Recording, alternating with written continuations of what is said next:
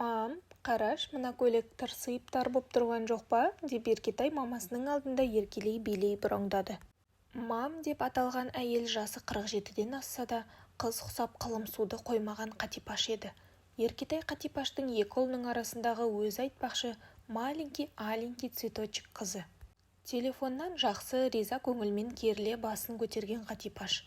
Гүлім-ау, сен маған тартқансың, сен неге сеңде жарасады? Мен сенің жасыңда мектептен күніне 3-4 хат алмай қайтпаушы едім. Марқымбайлар сөмкеме хат салып кеткенін өздерінше ерлік көретін, бетіме тікек келіп, көңіл білдіріп, сөз айтуға бұқмұрын жүректері дауаламайды деп мекерлене күлді де, есіңде болсын, қыз баланың ең бірінші қаруы сұлулығы. Сұлу көрініп бетіңнің әрі болса, онда жарты өмірімнің азығы бар деп есептей бер. Тағы айтарым, қанша оқымысты болса да бозынбай, аузынан жөндем сөз шықпайтын жігіттерден аулақ бол. Сәттілік, өжет, батыл еркекті таңдайды. Сондықтан өзіңе тіке келіп, сұлулығыңа сұқтана тұрып сөз айтатын жігіттермен жүр деп қызына күнделікті әйел философиясын оқытып жатқан Қатипаштың сөзін Еркетайдың өзі үзді. Онда не, папам сен әлі кішкентайсың, саған махаббат ерте, сабағыңды оқы, институт бітір, мамаң екеуміз өзің қалаған жігітке ұзатып, шырқатып той жасап ұзатамыз деп қоймай жүр, деп әдемі балғын ернін еркелей бұртитты. Еркетай өзінің жұрттан әдемілігін біледі, себебі оны мамасы өмір бойы құлағына құйып келеді. Папасы да менің қызым ең сұлу періште деп бұның сұраған нәрсесін алып береді.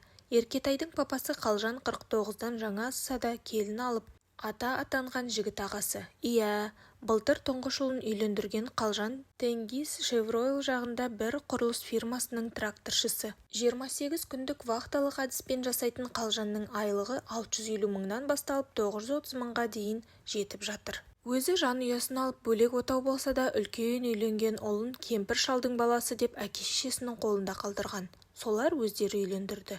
Өздері келін жұмсап отыр. Сондан кейінгісі осы әңгіменің кейіпкері.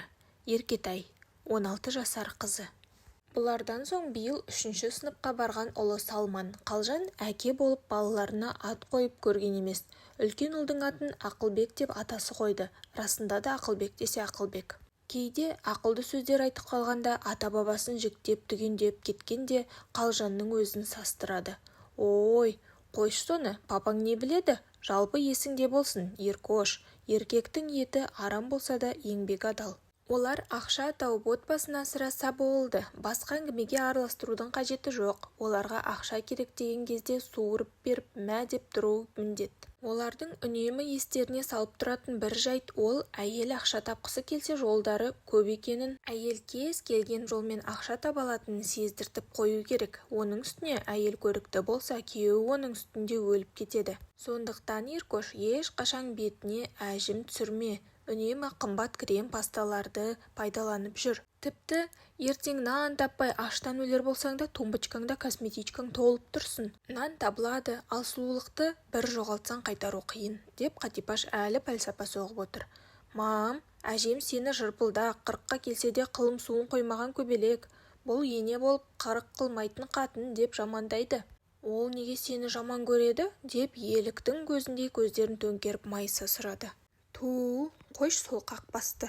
Ол әуелден папаң екеуміздің қосылуымызға қарсы болған. Оның үстіне бір қатыннан қалса, бір жерін кеседі деген. Сол менің қартаймайтыным, сұлу қалпымды бұзбайтынымды көре алмайды, деп ұзаққа кеткелі жатыр еді Еркетай. Мам, біз сұңқар екеуміз ең күшті жұп боламыз, мектептегі махаббатты өмір бойы алып өтеміз деп шештік. Ол да мені бір көргеннен ғашық болған. Мама, сен бір көргеннен ғашық болуға сенесің бе? Сен де солай болдың ба? Деп мамасының есіне бір нәрселерді түсіріп жіберді. Әрине қызым, мен де, папаң да бір-бірімізді Ақтөбедегі жолдас жігіттің туған күнінде кездестіріп ұнаттық. Ертесіне үйленеміз деп шештік те осы ауылға еріп келдім, деп ауыр күрсінді де ойланып қалды.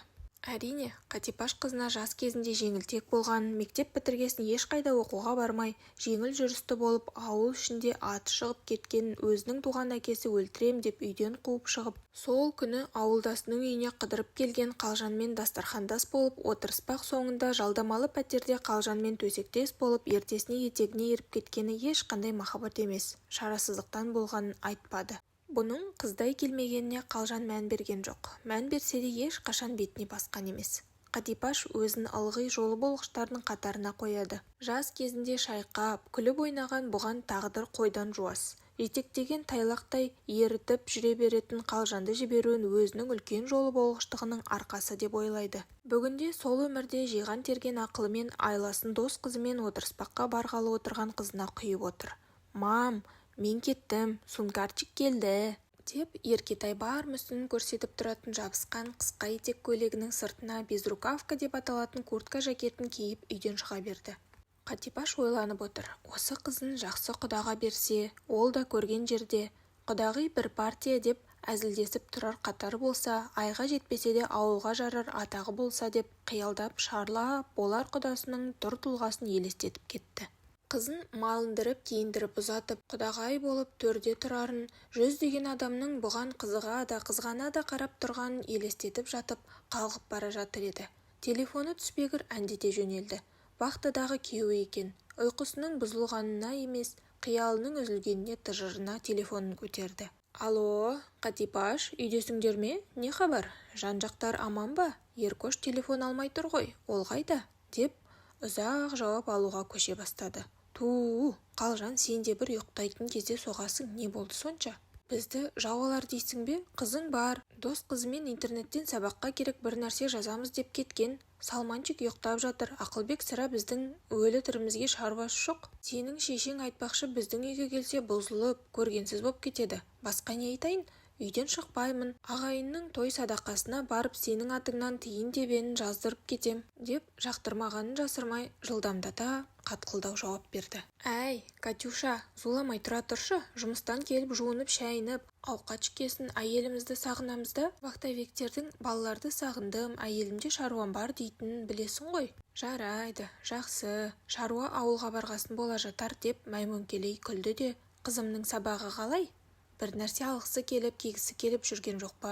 Сұрап қой, жұтап жүрмесін. Қызға қырық үйден тыю деген де бар. Кімге, неге баратын үнемі сұрап отыр. Достары кім?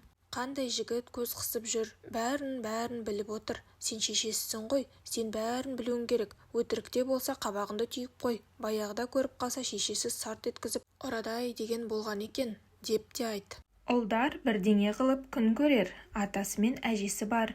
Біз қанша жақсы көріп тұрсақ та, әжесінің бір айналайыны оларды тартып кетеді. Ұл дегенді кеше тәрбиелейді. Жағаласып өспесе, ертең өскесін, мынандай замандар өмір сүру қиындау болар. Ал қызды дұрыстап өсіру керек. Сенің ақылың мен менің табысым қызды қызғалдақтай құлпыртып, қатарының алды, оқ бойы озық қылып жүрсін, деп айтып жатыр еді Қатипаш. «Ой! Сенің де шабытың келе қалған екен, ертең ауылға келгесін 25 күн сол ұл-қызыңды арқалады жүрші, а? Давай мен ұйықтаймын», деп телефонды қоя салды. Әрине, ұйықтаймын деген жай сөз. Телефон шұқып, Инстаграм қарап түн ортасына дейін ұйықтамайды. Таңертең әдеттегідей кеш тұрып, беті қолын жуып болғасын шай ішпестен бұрын қызының бөлмесін қарап Еркетай ұйықтап жатыр екен. Жүзіне үңіліп еді, қатты қиналыс пен шаршағандық сезіліп жатқанын көрді де, бұның жасында өзімде осылай таң ата келіп талып ұйықтайтын едім ғой, қайран қайтып келмес жастық шағай, деп ойлап бөлмеден ақырын басып шығып кетті. Иә, өз өміріне дән риза. Ішер ас пен киер киімге тойған ана өзінің үлбіреген қызының бүгін түнде жеңіл-желпі кумарик деп аталатын есірткіге елтіп, жоғарғы сыныпта оқитын 3 бозбаланың ермегі болғанынан бейхабар еді. Олар есірткіге тойдырып, зорлаған өз алдына қыздың жалаңаш күйін қатынас кезіндегі сәттерін түгел фотоға түсіріп, қызды әрпіл-тәрпіл сөйлетіп бейне камераға түсіріп алған. Қатипаш асықпай отырып шай ішті. Сүйікті ісі телефонды шұқылап Инстаграмды парақтап отырды. Еркетайдың мұғалімі телефон соғып, Еркетай сабаққа келген жоқ. Өткен жұмада болған жоқ еді, бүгін дүйсенбіде тағы жоқ. Не болды екен? Сабақтан көп қалады. Анасы ретінде соған араласып ескертсеңіз, үлгерімі нашарлап тәрбиесі де төмендейді. Деуі мұң екен. Қатипаш қатты кетті. Әй, бері қара, менің қызымды тәртіпсіз тәрбиесіз деп айыптайтын сен кім едің? Мектепке барса сабағыңды біл. Бармаса онда ол сенің кінәң. Сабағыңа қызықтыра алмағаның. Жалпы мектептер бұрынғыдай емес. Тек әйтеуір аттарың мектеп. Дәм болсын айлық алып жүрген біреусіңдер, деп айғайға басты. Мә, қара бұларды, үндемегенге тіпті құтырайын деді ғой. Бармайды ал сол мектебіңе. Не, Жөнді білім беріп жатсыңдар ма соншалықты? Тапқан екенсің, үндемей сенен сөз естіп отырар жаманды. Көрсетейін мен саған, дей бергенде, ар жағындағы мұғалім: апай, мен сізге басы артық не айттым? Жай Еркетайдың сабаққа келмей жүргенін айттым емес пе? Неге сонша айқайлайсыз? Не жаздым сізге? Деп шыр-шыр етті. Солай шығар, көрсетемен сендерге үндемей отырар жанды, деп ойлап отырған Қатипаш бармаса барар, не қылар дейсің? Бір-екі күн сабақтан қалса барған күндерінде жақсылап оқытарсың. Солай шырақ, босқа телефон соғып мазамды алма, деп телефонды сөндіре салды. Осылардың Еркоштан басқа шаруасы жоқ па? Мектепте пәленбай оқушы бар, соларды жөндей берсін. Менің қызым қажет болса мектепсізде өмір сүре алады. Өз жөндерін жөндей алмай жүріп, менің қызымды жөндемекші. Пішту деген. Сонымен солай қайырды да малынып киініп дүкенге кетті. Алар ештеңесі болмаса да дүкен аралап көрген киімдеріне мін тағып, майда шүйде бірдеңелер алып уақыт өткізіп келу әдеті. Кешке таман басын көтерген Еркетайдың ештеңеге зауқы соқпады. Мамасы әке көкелеп жүріп шырын йогурт беріп бетін бері қаратты. Еркөш-ай, қатты шаршапсың ғой, күшті отырыс болды ма, жақсы биледіңдер ме? Айтшы, кім қалай киініпті, жігіттерге кім көбірек ұнады? Бұндайда отырыстың гүлі болу деген керемет сезім. Жігіт біткен қаумалап сені көзімен ішіп жеп отырса, сен ешкімге ыңғай бермей өзіңді көктен түскен періштедей сезініп, діңкелерін құртып отырсаң, міне отырыстың мәні, деп көпіріп жатыр еді. Мама, қойшы, басым ауырып көтертпей тұр, барып демалайын, деп бөлмесіне кіріп кетті. Қызының артынан барып не болғанын білмек болып жатыр еді. Кіші ұлы келіп: мама, папам келгесін тоқпен жүретін самокат алып берсінші, я? Сен айтсаң алып береді ғой, мама, я? Деп қылқылдап тұрып алды. Ой, жаным сол. Я айтам, алып бергізем. Пенсиясын той садақаға сауып отырған әке шешесіне көмектескенде жақсы ғой. Одан да баласына жұмсасын. Айтам, құлыным, айтам, деп баласын жіберді де өзі диванға телефонын ала отыра кетті. 2-3 күннен соң Еркетай бұрынғы күлімдеген қалпына түсіп сабағына барып келіп жүр. Оған Сункарчиге бір күні-ақ телефон соғып бәрін түсіндірген болатын. Адам шошитындай ештеңе болмағанын, жастық шақтың қызығы осылардан тұратынын, мас болып неше жігітпен жатса да бұны бұрынғыдай сүйетінін, енді аз болса қасындағы 2 досы да бұған қатты ғашық болғанын, мектеп бітіргесін үшеуінің бірін таңдау керегін, бұл үшеуі бұны ешкімге бермейтінін, кейбір қыздар жүретін бір жігіт таппай жүргенде бұл мықты 3 жігітті сындырып алғанын, мектеп бітіргенше осы 3 жігітпен еркін қыдырып қалағанын таңдап, күйеуге шығу мүмкіндігі бар супер сұлу қыз екеніне әбден сендіріп тастады. Оның үстіне өздеріне тарих үшін түсіріп алған фото-видеолар барын, осыдан 3 жігітті лақтырып кетсе, бұлар қызғаныштан соларды жұртқа жариялап жіберетінін де ептеп жеткізді. Әрине, өмірдің қыр-сырын білмейтін әке-шешеден ақыл естіп емес, тек қана қамқорлық көріп өскен Еркетайға бұл бір өмірдің берген сыйы болып көрінді. Көрінбей қайтсын, мектептің жоғары сынып оқитын білдей 3 жігіті бұны сүйіп қалған. Өзгелерді жуытпайды, бұл мектеп біткенше осылардың қамқорлығында болмақ. Басқа қыздар қызғаныштан жарылып кететін шығар деген ойлар Еркетайды қиял мен арман ауылына жетектеп кетті. 10 шақты күннен соң демалысқа келген Қалжан бала шағасын көріп, құшақтап, сүйіп, мәре-сәре болып дастарханда Еркетай мен Салманды айналып толғанып алып бер деген нәрселерін бәрін алып беретінін айтып дуылдасып отырды. Қызының бойынан бір өзгерісті байқаған ол: Еркошам, бірден есейіп кеткен бе? Кәдімгі бойжеткен қыз болып кеткендей. Тфай, ерекше бір өзгеріс бар ғой, деп таңырқай қарап отыр. Қызының сәл қымсынып қалғанын сезген Қатипаш көмекке келді. Әрине, қызың есейді, бойжетті, өтпелі кезеңнен өтіп кәдімгі көз тойдырар сұлу болды. Сен 12 жылдан бері вахта жұмыста жүрсің, бұлардың қалай есейіп кеткенін де білмей қалдың. Мен болмасам осындай сұлу, әдемі ұл қызды кім туып, кім өсіріп берер еді, деп Қалжанға қарап көзін төңкерді. Қалжан бұны сағынғанның белгісі, әйелінің көзіндегі құмарлық деп түсініп, әңгімені көбейтпей демалу жағын ойластырды. Соның арасында кіші ұлы бөлмесіне кіріп кетсе, Еркетай да сыртқа зып берді. Әке-шеше таң атқанша енді іздемейді, тек таңертең 5-6-ға дейін келіп үлгерсе болды. Соңғы кезде бұлар групповой қатынастың дәмін алып алған. Бір алапат құмарлық соған қарай еріксіз жетелеп кетіп жүр. Ертесіне әке-шешесіне амандаса кетіп бара жатқан Қалжанға әйелі: оларды қай мезгілге шақырып келесің? Вахтадан келген соң соларды асқа шақырып келетін едің ғой. Не болса да ертерек келіп кетсінші, тезірек ыдыс-аяғымызды жуып тазалап жата қалайық. Сағынышым әлі басыла қоймас, деп өтірік көлгірсіді. Ата-енесі келсе, әсіресе енесі бұған ақыл айтып, әрбірісінен кемшілік тауып жөн айтуын қоймайды. Содан ертерек құтылу үшін тапқан айласы осы болды. Қалжан әйеліне жақын келіп мойнын ауырта құшақтады да: «Жарайды жаным, түске дайында тамағыңды. Өзім ертіп келем. Әке-шешенің орны әке-шеше ғой. Апамды сағындым. Олар да үлкейіп келеді, көбірек назар бөлмесем болмас. Етіңді молдау сал, ыдыс-аяғыңа келін көмектесер. Тағы басқа кімдерге бұйырарын кім білсін. Арқайын әкеммен сөйлесіп отырайын, молдау сал етіңді», деп үйден шыға берді. Сыртқа ауласына шығып, гаражда тұрған Камли көлігін айналып, май суын қарады да оталдырды. Айтқандай-ақ түске таман әке-шешесін, өзінің туған аға-жеңгесін, үлкен ұл келінімен өзінің әкесінің қолындағы бала келінді алып жетті. Қалжан ерекше көңіл күймен оралды. Оған себеп келіннің білініп қалған іші еді. Вахтаға барып келіп жүріп бұл немерелі болатынын аңғармапты. Кемпір шалдың баласы десе де ақылбегі құйып қойған өзі екені көрініп тұр. Әрине, өзі көзі тірісінде менің балам демесі анық, бірақ бүйрек шіркін бұрып тұрады екен. Күн сенбі болғандықтан бұлардың төрт көзі түгел түскі шайға жиналды. Қалжанның әкесі сөйлеп отыр. «Балам, мен жоғары оқу оқып, диплом алып, мықты қызмет еткен адам емеспін. Тіпті жұмыс деген мекемем гараж бастық қоям дегенде де бас тарттым. Ол кездің завгарлары жарты құдай еді. Мен мансапқа құмартпадым. Кішігірім мансабы бар адаммен қарапайым жұмысшы арасында қанша дос, қанша жақын болса да белгісіз бір көрінбес шекара болады. Мен сол шекараның ар жағында болғым келмеді. Не көрсем де елмен бірге көрем дедім. Сенің мына үрдісің жақсы үрдіс. Вахтадан келгеніңде отбасымыздың басын қосасың. Сендер қанша өз алдарыңа адам болып, ата болып кетсеңдер де бізге баласыңдар. Сағынамыз, іздеп отырамыз. Сендерде менің қаным көбірек пе білмеймін. Бір тоға өз шаруаларыңа мығым болып өстіңдер. Бірақ бір сұрақ көкірегіме келе береді. Осы мен сендерді толық адам қыла алдым ба? Тәрбиеден кемшін қалдырмадым ба? Міне сол мені қинайтыны. Көптің бірі болып аман жүрсе болар дегенімде мүмкін сендердің басқа жақтарыңды аша алмадым ба? Деп те ойға кетем. Жарайды, жақсы болары болды.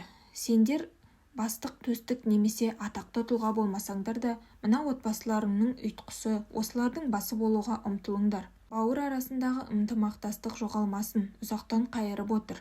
Енді қалған өмірімде жұртқа ишай дегізбей, Асаубайдың баласы немесе немересі сондай екен дегізбей алса болғаны. Менің қолымда қалтай сен қалуың керек еді, бірақ мен әлі өле кетер болмағасын мына ақылтайды алып қалдым. Ондағым сен еркін болып отбасын өзі басқарып, құлашын сермеп көрсін дегенім еді.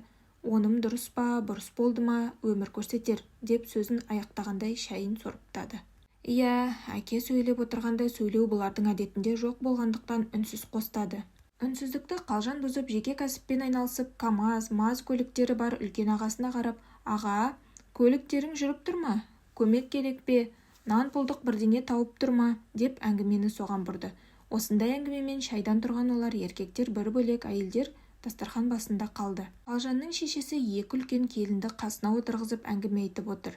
Ене мен келіннің арасы жақын болып, қатты сыйласып кетуі қиын нәрсе. Екеуің де кейде жақтырмай қалсаңдар да осы күнге дейін беттен алып көрген жоқсыңдар. Құдай көрсетпесін де. Қатипаш, сенің мен туралы қақпас дейтініңді де білем. Оны өзің сараптап, кейін менің жасыма келгенде түсінерсің, егер түсінгің келсе. Сонда да айтайын, ағайынның арасын қосатынды ашатында қатын. Сондықтан отбасында, үйде ағайын туыс жөнінде ауыздарың абай болыңдар. Сендер Асаубайдың ұрпағын емес, өз ұрпақтарыңды тәрбиелеп отырсыңдар. Сол ұрпақтың қандай болып өсері сендердің қолдарыңда. Қатын болып дүниеге ұл қыз әкелгеннен соң олардың ары қарай жақсы адам болып өсуі әйелдің қолында. Сендер ұл қыздарыңның тәрбиесінде қателік жіберсеңдер, немерелерің өскенде алдарыңнан сол қателік 1000 есе болып шығады.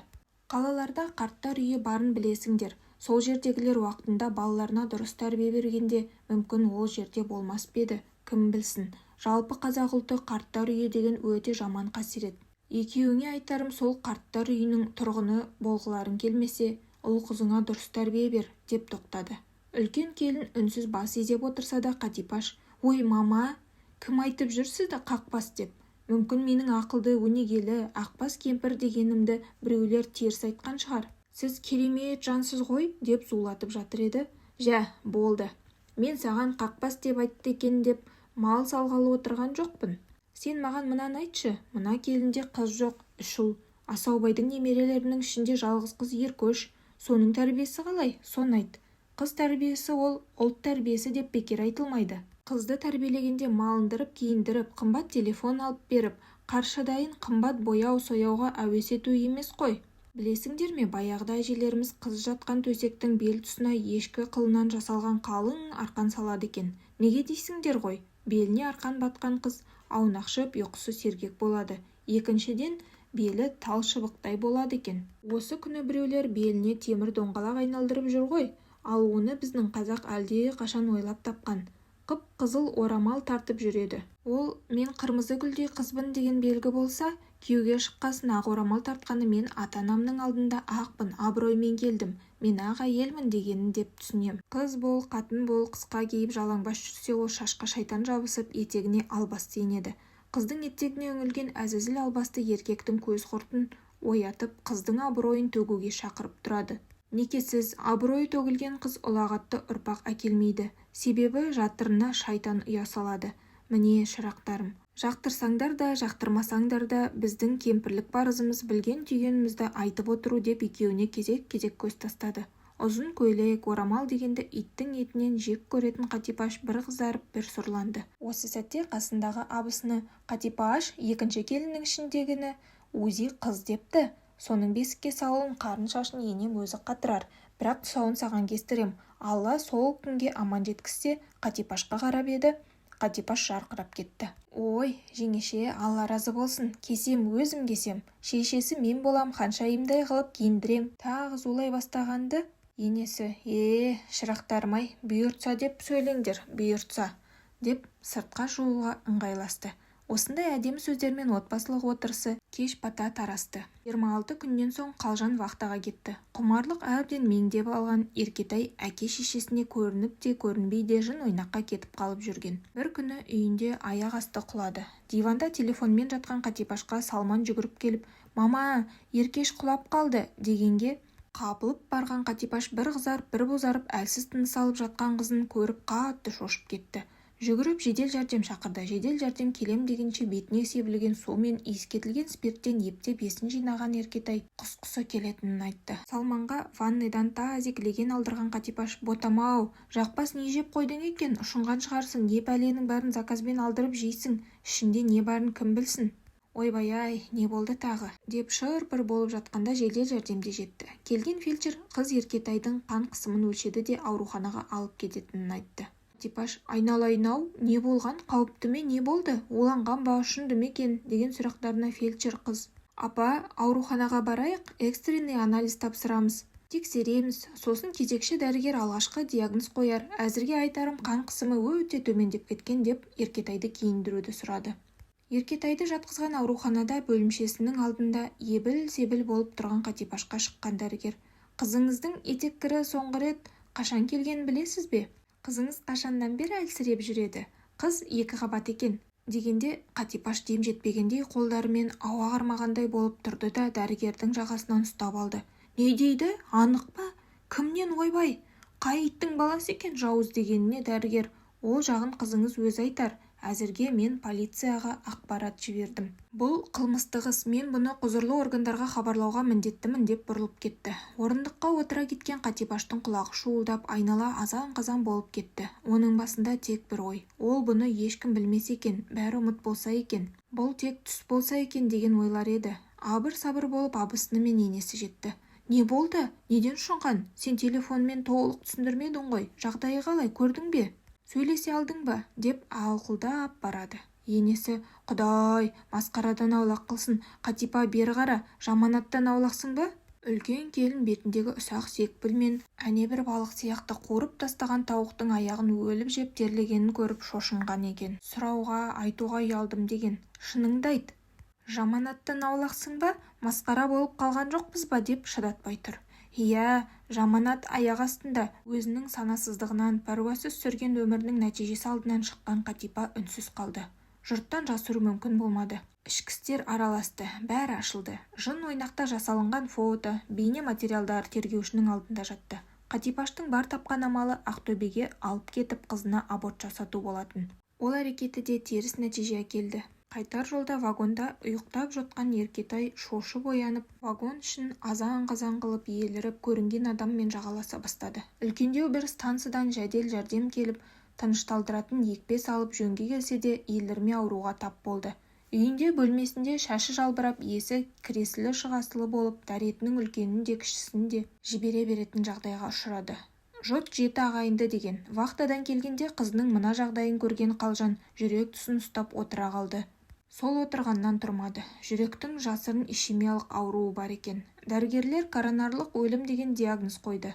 Осыншама ауыртпалықтан Асаубай ақсақал төсек тартып жатып қалды. Қызының дәретін жуудан шаршаған Қатипаш оны үкіметке өткізіп жіберді. Енді міне, бір кездегі берекелі, мерекелі үйінде жиі жалғыз қалады. Кішкентайы Салманы да әжесін жағалап жүр. Бұл ол үйге баруға беті жоқ, дәті де шыдамайды. Бұрынғы араласып жүрген дос-жаранның бәрі бұны көрсе сырт айналады. Үйін шақырым жерден айналып өтеді. Бұған қатты әсер еткен жағдайының бірі, бұл байын әдейі өлтіргендей бұны тойға шақыруды қойды. Сау кестірем деп отырған абысыны айнып кетті. Сылтауы ырымға жаман деген. Жұма сайын қойымшылыққа барып Қалжанның қабірімен мұңдасу. Тамын құшақтап тұрып жылап кешірім сұрау. Қатипаш жаңа түсінді. Өзі өмір бойы еркекке атүсті қарағанмен бұның берекеті де, болмысы да сол күйеуі барда екен.